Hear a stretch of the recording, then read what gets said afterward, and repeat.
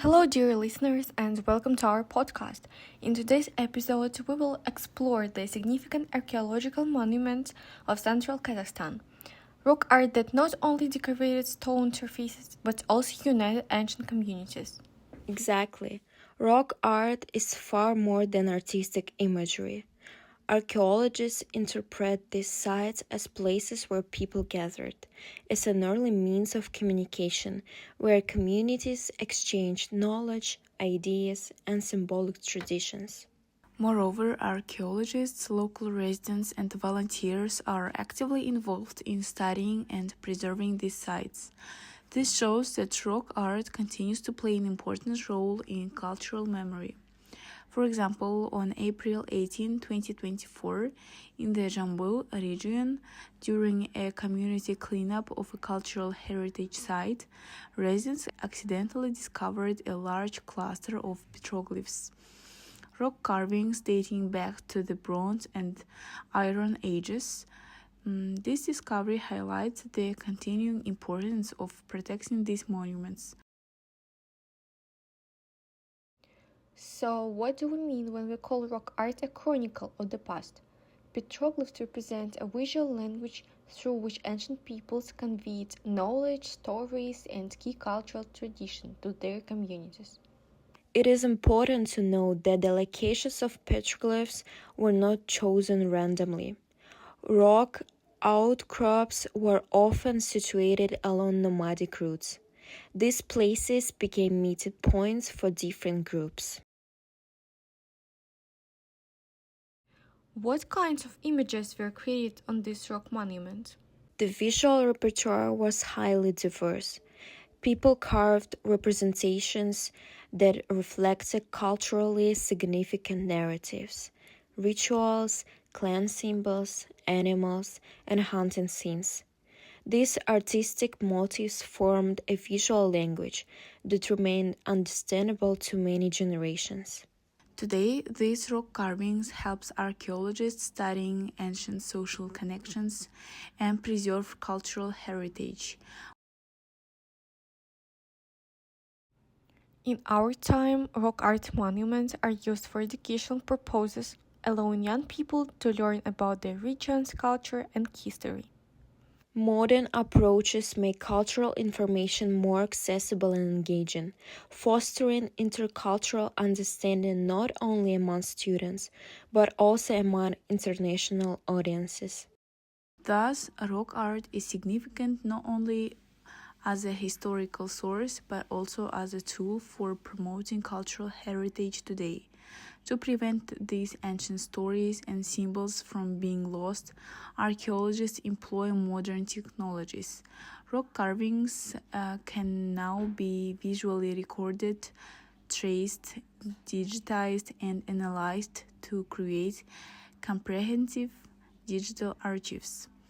These technologies help preserve the monuments and make them accessible to researchers and the public worldwide, creating a smooth transition into the broader theme of documentation and digital preservation. Next topic of our podcast is stone narratives. And today we will talk about what usually remains behind the scenes and the documentation of rock art monuments. So, this is about how these ancient images on stone surfaces are actually recorded to make sure they don't disappear. Exactly, and so that we can continue studying them in 50 or 100 years, even if the stone itself collapses. Documentation is the fundamental scientific basis for all research and preservation of petroglyphs.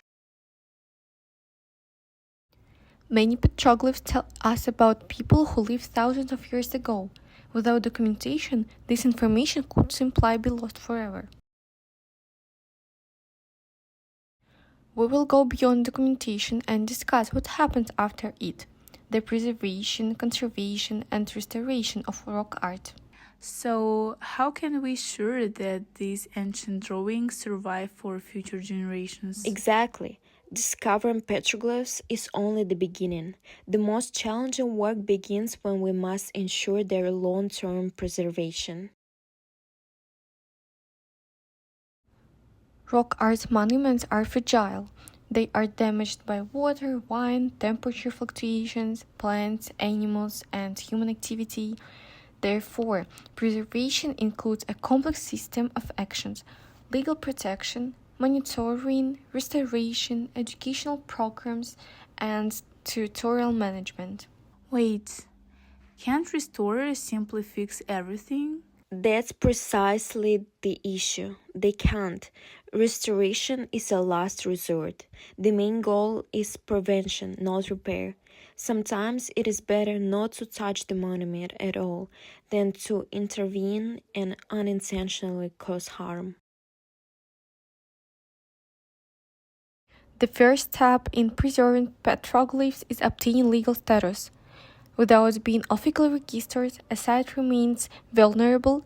It can be accidentally destroyed by construction, agricultural activity, or road development. So, documentation is like a passport for a monument? Exactly. Detailed documentation of surfaces, images, and the surrounding landscape becomes the basis for entering a site into the state register and defining protection zones. Without this, it is impossible to regulate land use. This is crucial because a protection zone can restrict quarrying, grazing, transportation, and anything else that threatens the monument. Reserves are next level. They not only prohibit destructive activities but also allow the creation of infrastructure that protect the monuments, observation posts, marked trails, and visitor centers. They also make regular monitoring possible, identify new cracks, lichen growth, or erosion. Such observations allow timely intervention. When the monuments begin to deteriorate, the first stage is conservation, measures that prevent further damage. Conservation may include preventing water exposure, removing biological growth, stabilizing cracks, reinforcing unstable sections of the rock, regulating visitor access. So it's like putting an umbrella over a stone to stop it from degrading? A simple metaphor, but absolutely accurate. Only when it is absolutely necessary. For example, when the rock's surface is flaking and may fall, or when a carved figure cannot be studied without restoring its contours. Restoration follows strict principle: minimal intervention, reversibility of materials, scientific justification, mandatory documentation of all actions.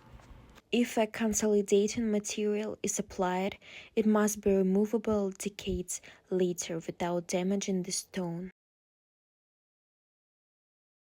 Tourism can be both helpful and harmful, right? How does it work? If tourists are allowed uncontrolled access, it's harmful, but with proper management, it becomes beneficial. Tourist routes help control visitor movement, protect the most fragile zones, attract funding for site protection, raise public awareness. And educational programs, are they just lectures and excursions? Nina, that too.